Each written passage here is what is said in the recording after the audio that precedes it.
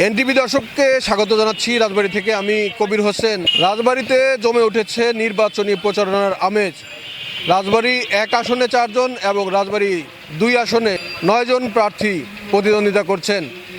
এই প্রার্থীরা যাচ্ছেন ভোটারদের দ্বারে দ্বারে তাদের ভোট প্রত্যাশা করতে এবং ভোটারদের কাছে দিচ্ছেন উন্নয়নের নানা প্রতিশ্রুতি।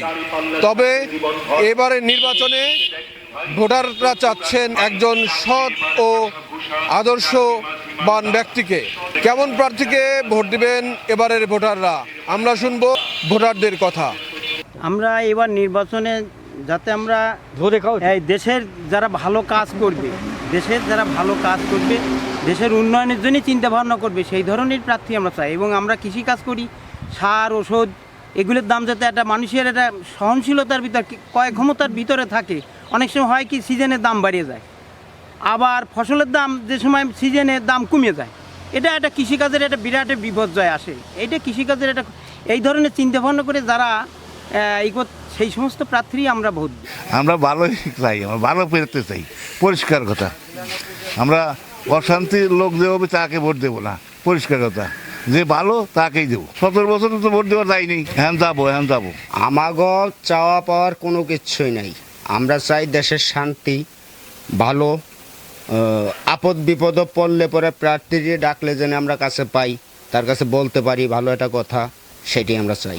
আমরা তো ভালো প্রার্থী চাই, যার ন্যায় বিচার ন্যায়ভাবে কি রাজনৈতিকতা তাদের চাই।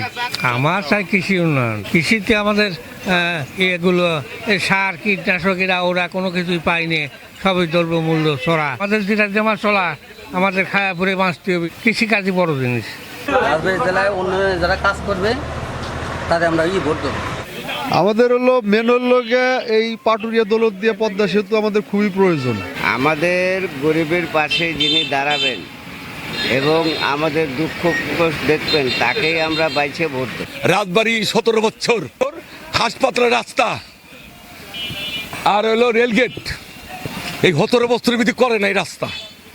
আপনি একটা মোটরসাইকেল নিয়ে যাবেন, একটা যে কোনো নিয়ে যাবেন, আপনি ওই লোক মরবে, ওই থাকা পয়সা ওই জায়গায় মরবে। আমরা চাচ্ছি ভালো পাচ্ছি যারা এই দেশকে চালাইতে পারবে, পরিচালনা করতে পারবে ভালো মতন। আমরা গরিব মানুষ, আমরা যাতে ভালো মতো চলতে পারি। তো 17 বছরের মধ্যে কোনো ভোট দিতে পারি নাই, এবার যদি আল্লাহ দিতে দেয় দেবো আর কি।